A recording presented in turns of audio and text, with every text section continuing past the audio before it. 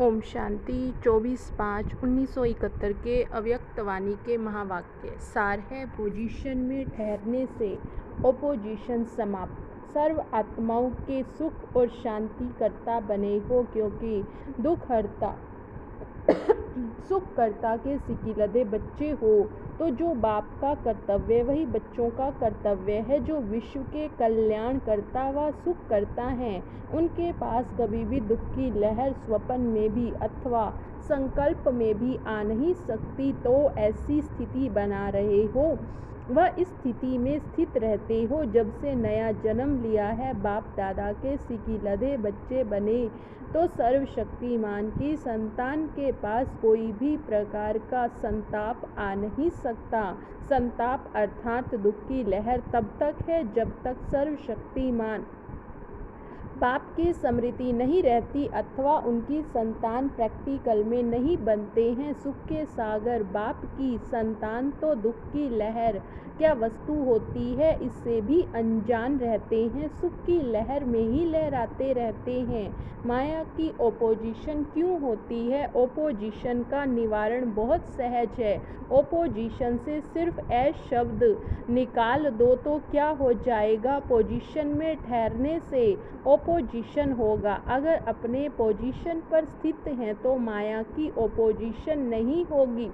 सिर्फ एक शब्द कट कर देना है, अपने पोजीशन में ठहरना। यदि यही याद की यात्रा है, जो हूँ जिसका हूँ उसमें स्थित होना है, यही याद की यात्रा है। मुश्किल है क्या? जो जैसा है ऐसा अपने को मानने में मुश्किल होता है क्या?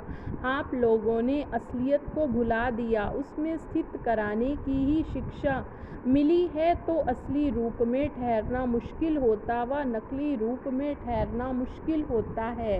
होली के अथवा दशहरे के दिनों में छोटे बच्चे आर्टिफिशियल नकाब पहनते हैं। उन्हों को कहो ये नकली नकाब उतार, असली रूप में हो जाओ तो क्या मुश्किल होगा? कितना समय लगेगा? आप लोगों ने भी ये खेल किया है ना?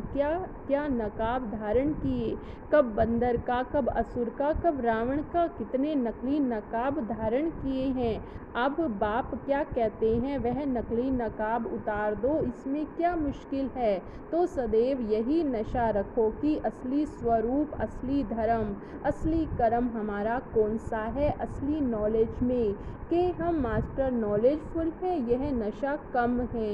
यह नशा सदैव रहे तो क्या बन जाएंगे? जो बन जाएंगे उसका यादगार देखा है। दिलवाला मंदिर है तपस्वी कुमार और तपस्वी कुमारियों का यादगार। और सदैव नशे में स्थित रहने का यादगार कौन सा है? अचल घर। सदैव उस नशे में रहने से अचल अडोल बन जाएंगे। फिर माया संकल्प रूप में भी हिला नहीं सकती, ऐसे अचल बन जाएंगे। यादगार है ना कि रावण संप्रदाय ने पांव हिलाने की कोशिश की लेकिन जरा भी हिला न सके।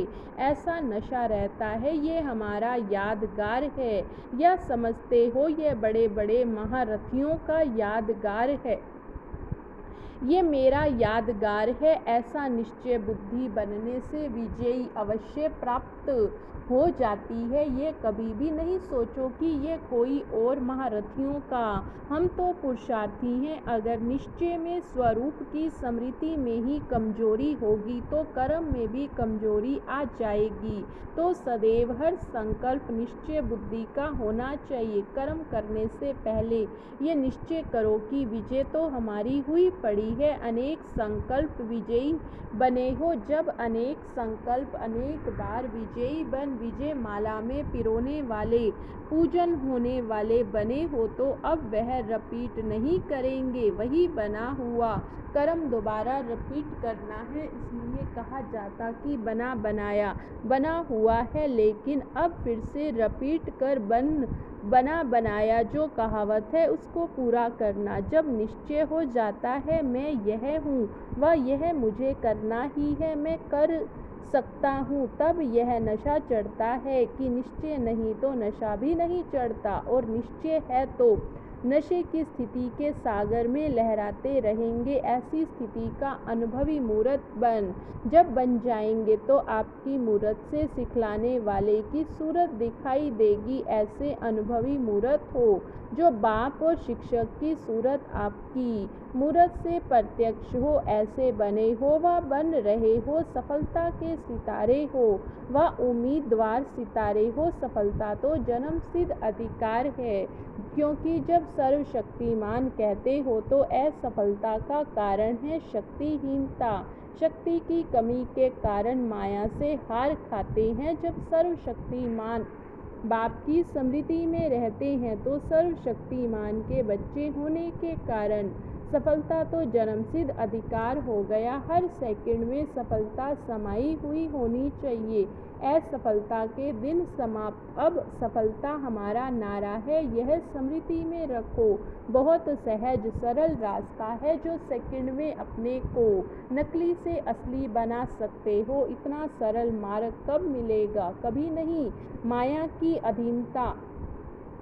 अधीन क्यों बनते हो? क्योंकि ऑलमाइटी अथॉरिटी के बच्चे हो, ये भूल जाते हो। आजकल छोटी मोटी अथॉरिटी रखने वाले कितनी खुमारी में रहते हो, तो ऑलमाइटी अथॉरिटी वाले कितनी खुमारी में रहने चाहिए। शास्त्रवादी जो अपने को शास्त्रों की अथॉरिटी मानते हैं, वह भी कितनी खुमारी में, कितना उल्टी नॉलेज के निश्चय में रहते हैं। किसने सुनाया, किसने देखा, कुछ भी पता नहीं, फिर भी शास्त्रों की अथॉरिटी मानने के कारण अपनी हार कभी नहीं मानेंगे। आप लोगों की सर्वसे श्रेष्ठ अथॉरिटी है। ऐसे अथॉरिटी से किसके भी सामने जाओ, सभी सिर झुकाएंगे। आप लोग नहीं झुक सकते तो अपनी अथॉरिटी को कायम रखो। आप विश्व को झुकाने वाले हो। जो विश्व को झुकाने वाले, वे किसके आगे झुक नहीं सकते। उस अथॉरिटी की खुमारी से किसी भी आत्मा का कल्याण कर सकते हो। ऐसी खुमारी को कभी भी भूलना नहीं। बहुत समय से अभूल बनने से भविष्य में बहुत समय के लिए राज्य भाग्य प्राप्त करेंगे। अगर अल्पकाल इस खुमारी में रहते हैं तो राज्य भाग्य भी अल्पकाल के लिए प्राप्त होता। यह तो अभी आए हो सदा काल का वर्षा लेने, ना कि अल्पकाल का। सिर्फ दो बातें साथ साथ याद रखो। बात एक ही है, शब्द भिन्न भिन्न हैं, बिल्कुल सहज दो बातें सरल शब्दों में कौन सी सिखाई जाती। ऐसे दो शब्द साथ याद रहे तो स्थिति कभी नीचे ऊपर नहीं हो सकती। अल्लाह और बादशाही याद रहे तो कभी स्थिति नीचे ऊपर नहीं होगी। दो शब्द की ही बात है। कोई अनजान बच्चे को भी अल्लाह और बे याद करने के लिए कहो तो भूलेगा। आप मास्टर सर्वशक्तिमान भूल सकते हो। जिस समय विस्मृति की स्थिति होती है तो अपने से ये बातें करो, मैं मास्टर सर्वशक्तिमान अल्लाह और बे को भूल गया। ऐसी बातें करने से शक्ति जो खो देते हो उसकी फिर से स्मृति आ जाएगी। सिर्फ मनन और वर्णन करना है। पहले मनन करो और बाद में फिर वर्णन करो। जो बातें मनन की जाती हैं उनको वर्णन करना सहज हो जाता है। जो मनन करते हैं और वर्णन करते चलो, मगन अथवा ऑटोमेटिकली हो जाएगी। जो मनन करना नहीं जानते वे मगन अवस्था का भी अनुभव नहीं कर सकते। ताज और तख्त नशीन अभी बने हो व भविष्य में बनेंगे। अभी तो ताज और तख्त नहीं है, ना बेगर हो। संगम युग का तख्त नहीं जानते हो। सारे कल्प के अंदर अभी से श्रेष्ठ तख्त का मालूम नहीं है। बाप दादा के दिल रूपी तख्त नशीन नहीं बने हो। जब याद रहेगा तब तो बैठेंगे। तख्त है तो ताज भी होगा, ताज बिना तख्त तो होगा ही नहीं। कौन सा ताज धारण करने से तख्त नशीन बनेंगे। बाप दादा संगम पर ही ताज व तख्त नशीन बना देते हैं। इस ताज और तख्त के आधार से भविष्य ताज तख्त मिलता है, अभी धारण नहीं करेंगे तो भविष्य में कैसे धारण करेंगे।